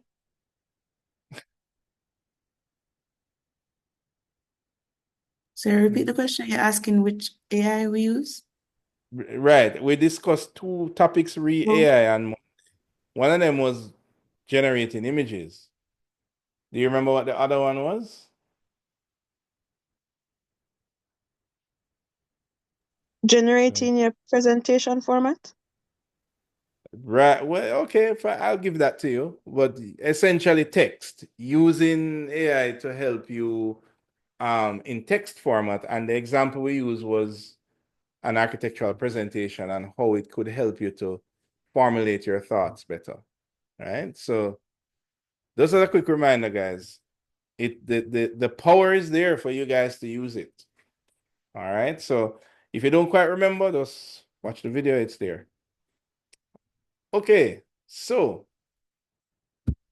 that is that. So let's continue. So that's not where we are. We are here. Yes, we are here. Right. Now, as we go forward, we are going to move away from this stuff because the idea is that you would already learn this stuff. You already know about cinematic camera angles, rule of composition, and I want us to now turn our attentions to this storytelling, because that is where the true power is. That is how the video that you guys watched a while ago, that's this video here. It's not about rules of composition and camera this and like it is about what the story is telling you, right? It's almost like when you guys watch a movie or a series. Do you remember the first, and you watch it to the credits, what's the first name that you see come up? What's the first category? Anybody? And when they talk about movies, what role do they talk about the most? Who gets all the fame apart from the actor? The big name actor? Oh, apart from The producer or company. director. Exactly, the director. That is where the power is. So this animation that you're watching now, yes, it have all these effects and beautiful camera angles and all that stuff, but it is how the whole thing was put together, right? And that is where I want us to turn our attention to, right? It's almost like I want to say that all this other stuff that we've been learning is great, but that's in the background. That is the people who come in the credits in the movie, and it's a photographer and lead animator and and all these technical stuff, which is also important because that's how they get the stuff done. But the person who puts all of this thing together is the director, right? And the director does have to have an appreciation for all of the technical stuff that goes in. So, for example, if the director says, hey, I want to emphasize this entryway, right? You're the director for your own architectural film. You want to emphasize this entryway. What's the best way to do that? You know what I mean? So you're going to be using all of these techniques to do that. But it's not about the technique, it's about the direction of the film, right? So I want to show you some of these concepts. And we're going to start with the one called continuity editing. And this one here is, remember our objective, we're taking what we can learn from film and we're applying that in architecture. And everybody's using this. All the videos that I've shown you, I've showed you stuff that I've done. I've shown you stuff that people in big firms have done. You've seen even local stuff for competitions. All of this stuff that you see done, this is what is happening under the hood. So this is what I want you guys to learn, right? So continuity editing is almost like this secret thing that I call it a secret because I see a lot of people do animations, but clearly they have not really focused on this area, right? So we're going to look a little bit of what continuity editing is, right? Now, there are a lot of continuity editing is made up of a lot of things. And as I said, this is not film school, so we're not going to go into all of them. People go to four-year universities to learn this thing. We're just going to touch on some of the popular one that contributes greatly to architectural visualization. And that's going to be shot length, establishing shot, 180 rule, match and action, and shot transitions. So these might be some new terms that you guys are hearing about. So let's look at that. So first thing, what is continuity editing? So it is a filmmaking technique that is used to basically connect different scenes together so that it is coherent. Look at this shot that you see happening now in the background. Let me go from the beginning.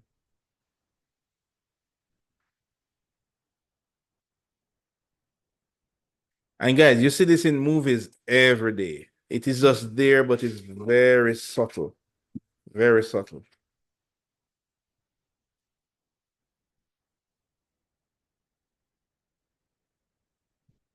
Tiana, are you here?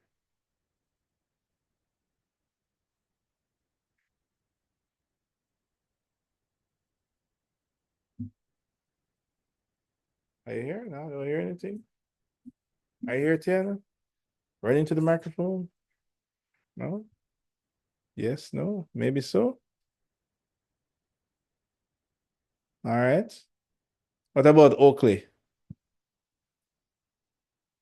Yes, sir. All right. So now about how much camera views you think is using this short sequence here?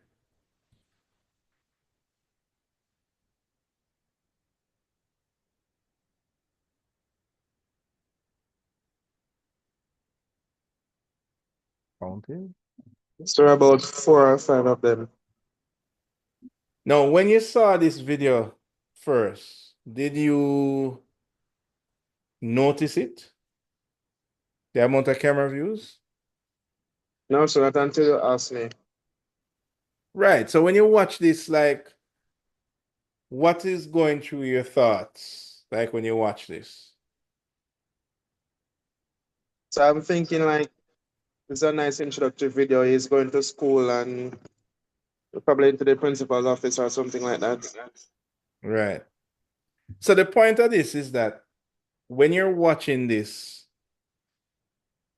as the viewer, you're not thinking about rule of thirds and symmetry and all that stuff is happening, you know. This corridor symmetry, rule of thirds, how he's on the left hand side when he enter into the door is on the third. When he come through the door, he's on the third. On the other side, all of that stuff, leading lines, all that stuff is happening, but it's in the background.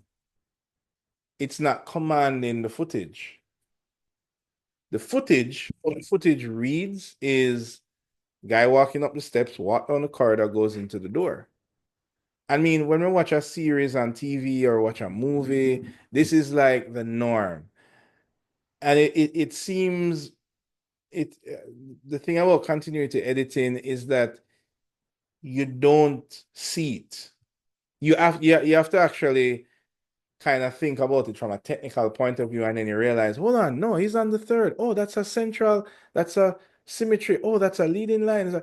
Oh, wait, that's a medium shot. No, that's a far out shot. Like all of those things that we discussed in prior classes, all of that is happening in the background here. And the beauty about continuity editing is that you notice none of that. All you care about is what's happening on the screen in front of me. And sometimes when we show, especially like a walkthrough animation, it kind of feels like this.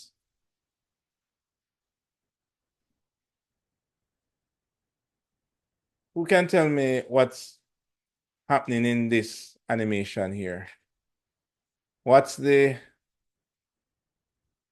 difference in this animation and what we've been doing at the beginning of the class? Anybody? Everything is happening at once. Okay. I think parts of what you're saying is close to what I want to hear. What else?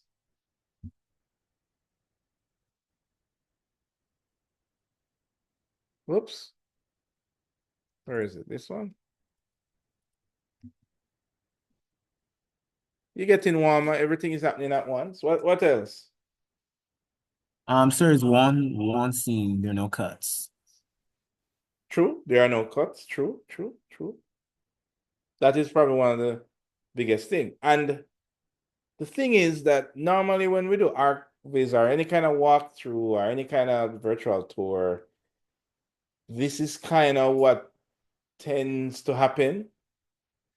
And the thing is, continuity editing, the way that that concept works is it is multiple shots, but it's not it doesn't have to be 3-second shots or 5-second shots. The point is that you line up the shots in a way that your viewer doesn't get distracted by the fact that you are taking these shots.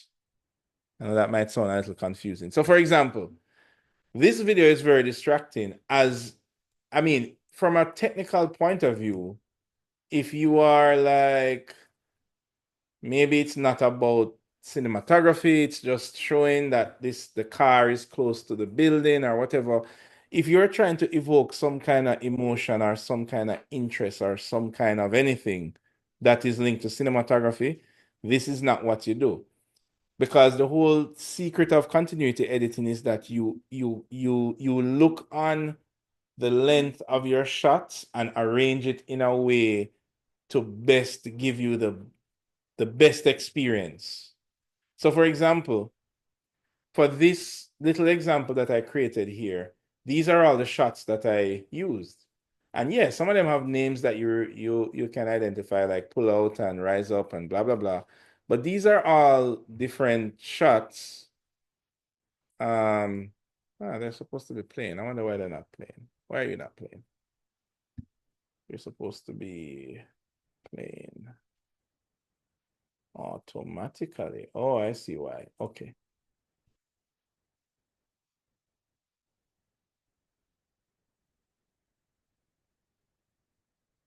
Does it update? There you go. Right. So these here that you're looking on, these are all individual shots. And each one of these shots has a purpose. Why are you not repeating? You should repeat.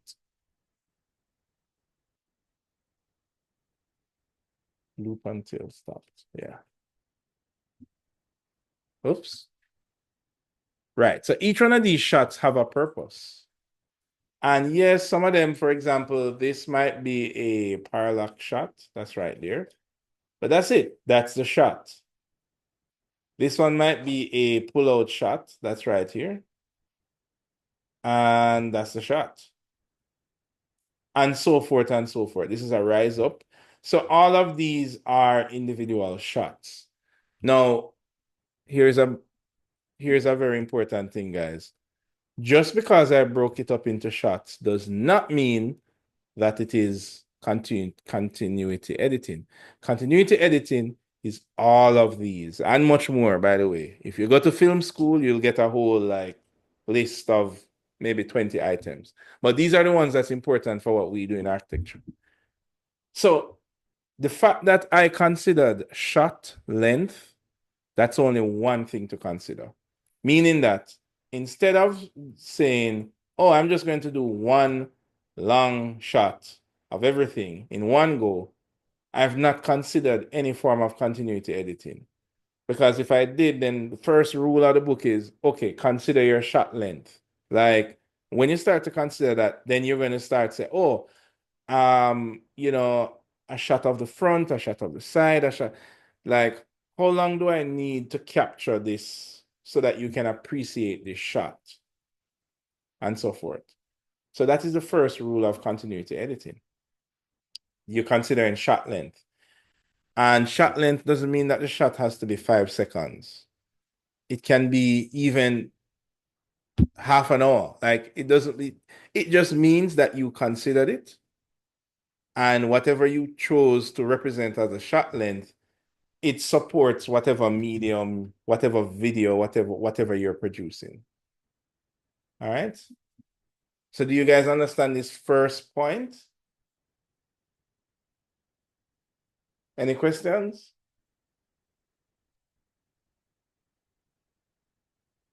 What do you say, Godfrey? You get it? Yes, sir. All right. So continuity editing, shot length, that's the first. So we know what continuity editing is. It's arranging all your shots so that it makes sense. I like to say that makes sense. But more importantly, seamless and coherent flow of events in a narrative. Guy walking up the stairs, then it cuts to another shot where him pass and he's walking that way, and then it pass and then he's walking that way. Like it makes sense, right? Each one of these are broken down into shots. That's the first thing to consider. The next thing you want to consider is an establishing shot. So let's play a game of what movie is that? What movie is this? Going once. Going twice. Come on, guys. I just gave it away a while ago.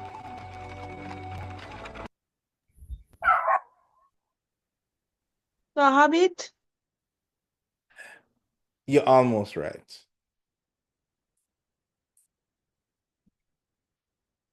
Try again. You Lord of the won. Rings. Yes, it's one of the. I don't even remember which one. But yeah, it's Lord of the Rings. Anyway, but this is how the. I don't remember which part. This is how the movie basically starts. An establishing shot is kind of just a shot that establishes like where you are.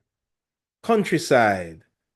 Then Gandalf comes over on the horse, and I think the camera actually zooms all the way in and all that. Like, so it's kind of starts. And usually establishing shots is normally a wide shot, right? So for example, this was another project that I worked on as well, kind of recently, right? And this is an establishing shot. These were some shots that I rendered before it went into the details. So these are establishing shots. Where am I? You know, is it daytime? Is it nighttime? Oh, I'm by a pond. It's a busy day. It's a busy highway.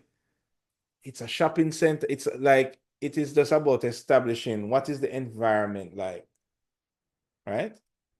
And usually for architecture, you're usually trying to communicate this, you know, in your projects. So an establishing shot, that is a part of continuity editing. Now remember, this is just one of the many clips that you will produce when you're doing continuity editing. An establishing shot is just one of them. You dictate when is the best time to use the establishing shot. Is it at the end and you zoom out and ta-da, this is the project? Or is it at the beginning where this is the project and then this is my entry? Like you can determine which one is that. Now this one is kind of interesting. This is called the 180-degree rule. And this one is used in film, but also this can catch us off guard when we're doing stuff for architecture as well. So let's check this one out. The line of action is an imaginary straight line that is drawn between a subject and an item or person they're interacting with, or a straight line drawn along a path that a subject is moving on. Let's look at two actors positioned for a dialogue scene as an example. If we look at this scene from overhead, we can draw a straight line from actor 1's sight line to actor 2's. This is our line of action for this scene. The 180-degree rule states that once you place your camera on one side of the line, you should keep all your shots within the 180-degree arc on the same side of the line in order to maintain proper screen direction. When you first introduce a scene, you'll typically have an establishing shot to help orient your viewers. The establishing shot gives the viewer the basic geography of the scene and determines the screen direction of the actors or action. This is the establishing shot for our scene, and actor 1 faces screen right and actor 2 faces screen left. As long as the camera doesn't cross our action line, our actors' sight lines stay consistent. This prevents the viewer from being confused or disoriented. In contrast, if we cut to a shot that has the camera placed on the opposing side of the action line, our actors are now facing the opposite direction and their sight lines will not match up properly. Taking a look at the two shots in split screen clearly demonstrates the concept. When shot properly, our actors look toward each other. When the 180-degree rule is broken, our actors no longer appear to be looking toward each other. All right, guys. So that is the primary thought. Now, you might be wondering, sure, and this makes sense if we're getting actors and cameras and all this Hollywood stuff. But how does it apply to what we do in architecture? And one of the ways that happens is as it relates to movement. So for example, look at this example here. We can also apply the 180-degree rule to action, such as a person walking. Let's take a look from overhead. We can establish our line of action by drawing a straight line in the direction he is moving. If we place our camera on this side of the action line, our actor will be moving from screen left to screen right. We can change angles freely on the same side of the line without altering the screen direction of the actor.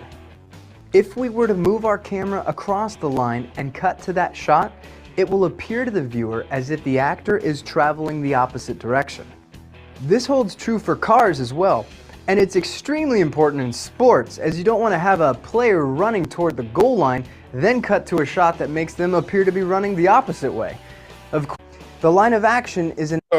So guys, let's make sure that you guys caught that one. So when you have movement, in this case, you can see that this person is walking this way, walking left to right, walking left to right. Can you guys see that clearly? Yes, sir. So you can imagine if you were trying to demonstrate, for example, something that has to do with direction, entrance to your site, entrance to your building, the movement of traffic, anything to do with that. When you break the 180-degree rule, the person that you're showing it to, so wait a minute, like it's a subconscious thing, your brain kind of resets and then you get confused because when, for example, look at the example here, when the person is walking this way, they're going in the same direction as before now, but you have put the camera on the other side of the person. So for example, if you wanted to show entering into a space and you show the same space but flipped, it will almost look like, where is this in the view? And then it becomes confusing. Because the thing is that in continuity editing, the reason you cut up your edit is to make it easier for your viewer. When you have one long clip, it almost makes it dragged out and boring, not interesting, not cinematic. But at the same time, if you don't follow some of these rules, it can become confusing. Now, I mean, we're kind of dealing with art, so in some cases, maybe you want it to look confusing. That's a different story. So, for example, if you look at this example, these two examples here, I have a shot. This is a rise up shot here. And you can see the car is going from screen right to screen left. Now, if I was putting together a presentation to show, wherever, client or to present, and this was one of my shots, and then the next shot I have is this one where it's a pullout. The car is still moving from screen right to screen left. So in a way, it continues the action. So a lot of this is especially useful when you have things relating to direction. For example, you're showing stuff that have to do with traffic and one-way system, or you're showing how people enter into a building or leave a building, right? You want to consider this because if you flip it the other way, your brain kind of resets. It's like, okay, where am I now? Where am I? Where am I? Oh, the building is there. But when you do it this way, your brain kind of connects the two because the line of action is going in the same direction. All right, you guys following me so far? Yes, sir. All right. All right. On a brain full? You want more?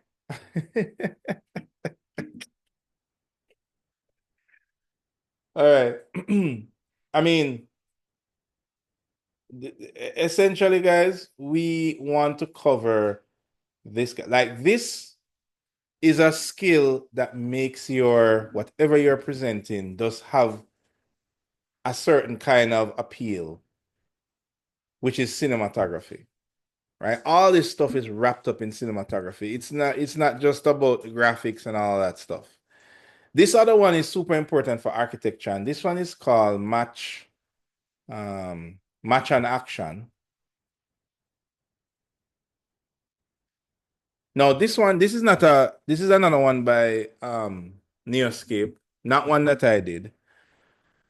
But I want to show you some things that's happening here, right? So let me start again. Now notice the entrance shot. We have the ship that's here, and then we have this entrance that's here. Right? This is like a parallax. Then it switches to this parallax. It has the entrance here. The ship is over here to the background. Then it switches to this parallax here, and it goes through this entrance, and then it switches to this other parallax where this entrance is here. Then it looks down the street. Then it switches to this view where you're going down the street down here. All right.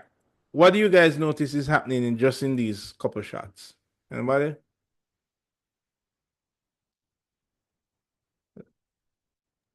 Really going down a path from things that you see in previous views. But you're following Exactly. along. That's Right. Think of it as visual reference points. So you can know where you are. When you started this way, you see the ship and you see this. The next shot that you saw was seeing a close up of this.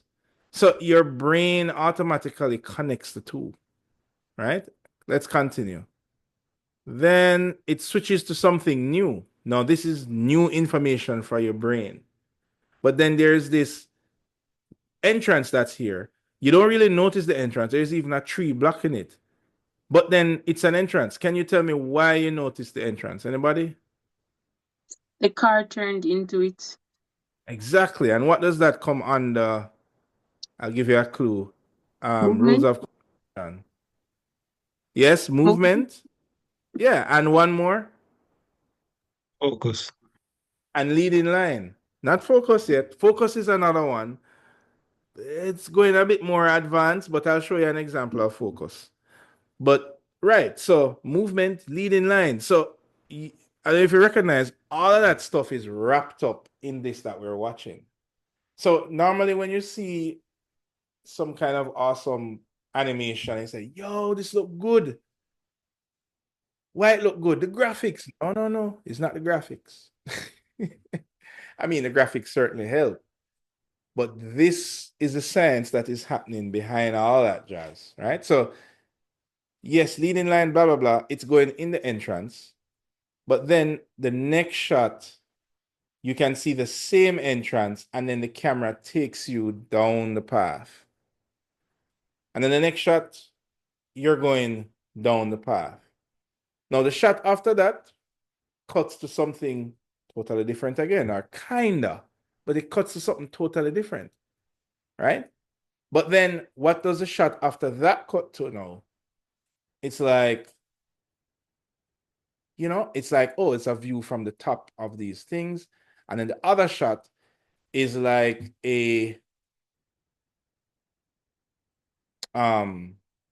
oops. The other shot is a extreme close-up, which is that one. And that's the other thing that's happening here. What kind of shot is this? This is a wide angle shot, right? Going forward. This is like a medium shot, right? Because it's kind of filling it with your subject. This is another wide angle shot that's here. Now, I'm telling you the names of these shots, not to say that this has to be wide angle or this has to be medium, but I'm telling you because this is how when you start to look at an example, This is how you break it down. Like these are the terminologies, the professional terminologies that you look on, that you say. For example, if you're talking to a fellow architecture student and you know, what floor is this? The bottom floor. You know, versus it's the ground floor. You get what I'm saying? Like when you're in the industry, you use the appropriate professional terminologies. And the terminologies here is wide angle, close up, blah, blah, blah, that kind of stuff, right? All right, so that is match and action. So I think that's a good example of what it is. Now, you don't always have to do this, guys. I'm not throwing these at you to say, oh, because I showed the ship in the background, I need to show the ship in the front. Like, no. Remember, what drives all of this, or I shouldn't tell you, who, what drives the selection of all of these things? Anybody remember? Who does it?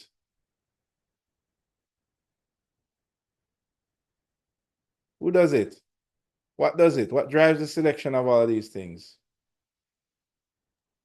The story that you're trying to tell? Exactly. So, for example, if you were trying to tell a confusing story, then all your shots should be confusing. If you're trying to tell a happy story or a sad story or whatever, so these things that I'm showing you here, I'm not showing you because you show this in the background, the next shot has to include it. No, it depends on what you, the director, determine is the next thing to show. Right? This is just in the category of continuity editing. Right? These are the things you consider when you are showing stuff, not just with the virtual camera, but with the physical camera too. Right? As a matter of fact, the example I showed you at the beginning, it was with both of them mixed in together. All right, so the next one, the next continuity editing is called transitioning. And some of these stuff you kind of know already. So this is another one that I worked on, right? This is actually the close-ups of the one that you saw for the establishing shot. Now, if you notice, do you guys see the transition between the different shots?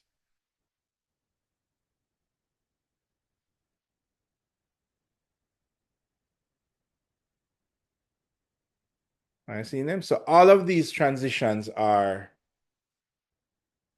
we just call it simple cut transitions, which are very effective.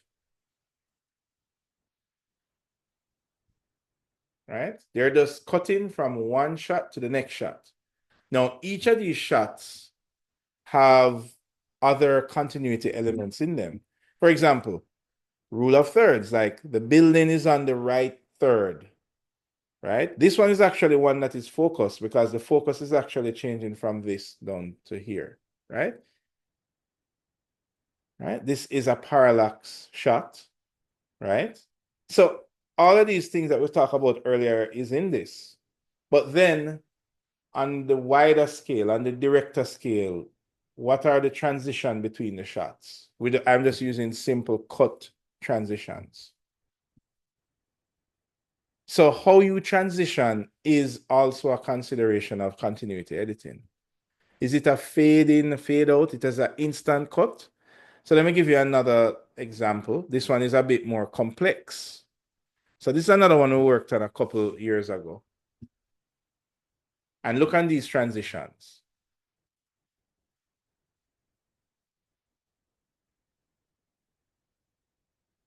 Watch closely.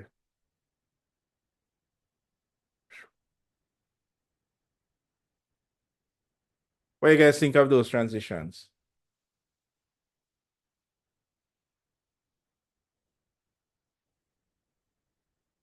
Too much? Too little?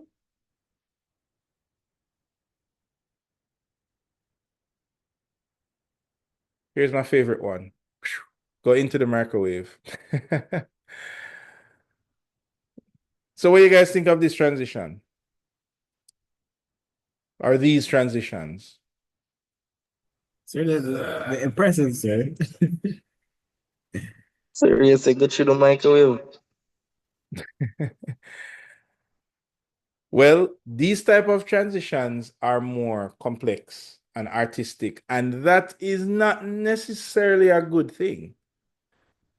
Because the cut transitions that you saw earlier is safe. It's, you can't go wrong with a cut or a simple fade. These are a little bit more specialized. And when you use a program, I don't know, Premiere Pro or whatever, they will have different transitions. And the fancier you get is the more gimmicky your animation tends to be, right? So this one we rendered in Unreal Engine, right? And you can see the different shots. This is a rise up shot, like it's there. But then how we transition is where the creativity was. Now, in this case, the story was more of marketing and excitement. Like right now, I mute the music, but if you hear the music, then you would say, oh, yeah, man, okay, yeah, fine. And it is meant to generate excitement, right? This is where is this again? Near Barbican. What do you call that road again? No, near it's that road opposite from Megamart. Gross Venure Road. That road. Down that side. That's where that is. So at the time when we were doing this marketing video, the aim of it is to be exciting and whatever. So that depicted everything else. Even the views. Like these are kind of non-traditional views, like going into the microwave and all that stuff. Anyway, continuing. So let's kind of go back to my screen here. So we looked on shot length, establishing shot. Now the last one, that last one that we looked on was shot transitions. Shot length, how long are the shots? Is it 5 seconds? Is it 10 seconds? Should it be 10 seconds? Should it be 5 seconds? We look at establishing shots. Very, very important for architecture because usually you want to communicate context. We look at the 180 rule. Whenever you have movement, especially when you're trying to tell your audience something, watch how you place the camera, because then it will make the audience get confused because something is going right and then something is going left. Match and action is like reference points. Like if I want to lead the audience down this path and not have one long, boring shot, then I want to establish reference points so that, the last thing they saw, they see it in the next shot and they see it in the next shot, if that is your objective. Sometimes you don't want that. But if you do, this is something to consider. And the last one is transitions. How am I transitioning between shots? Is it just a flip to the next shot or whatever? All right. So I think that's all I'm going to cram into your brain for today, right?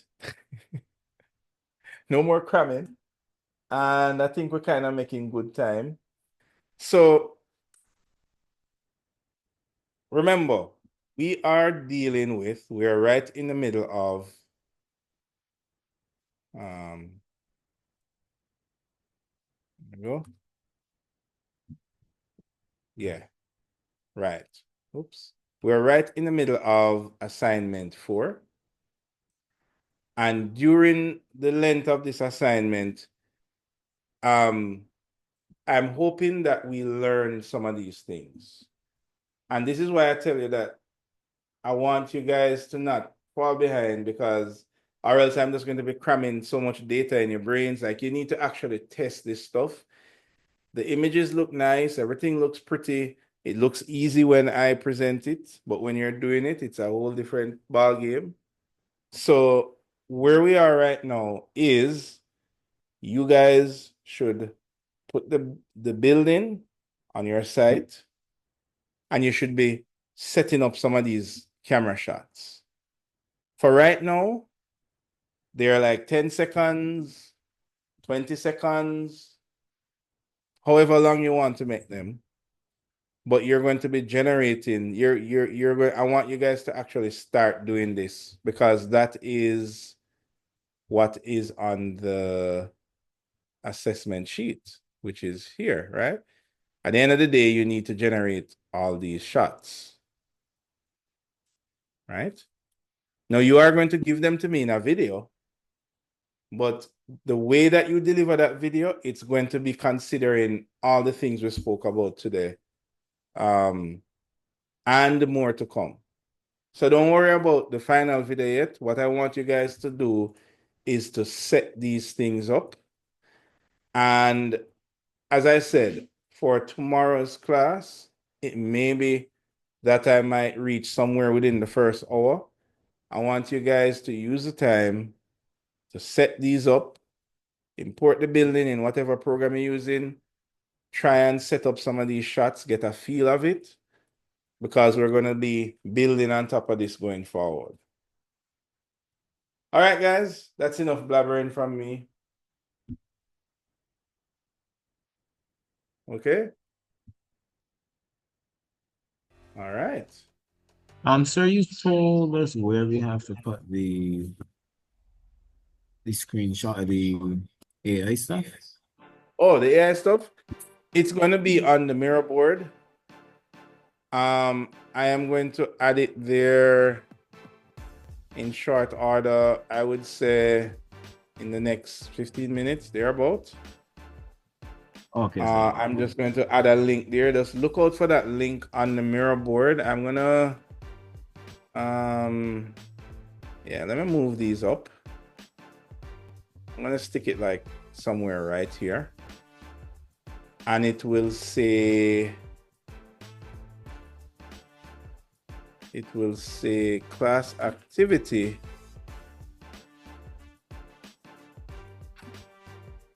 Use AI to generate reference image for your site. That's a long title, but yeah. Right? And don't click it just yet, guys, because I have to update this link with the form. Right? So let's give it about 15 minutes and I'll drop that on. And when you generate your image, just click submit. And that's how I can record that you did participate. All right. That's it for class today, guys. Hopefully it wasn't too much information. Right? Hopefully we learned something. Don't worry if it's too much information. The recording is there. Plus, we're going to take it one step at a time, as long as you don't fall behind. So as I said, for next class, try to do these camera stuff. And in the class after that, we're going to do more. We're going to go into storytelling and all that stuff. And it will depend. It's going to be using what you did in the previous class. All right, I think that's it, guys. I'll see you on Monday. Sir, see you on Monday. All right, sir. Take care. All right, cool. Okay, sir. All right.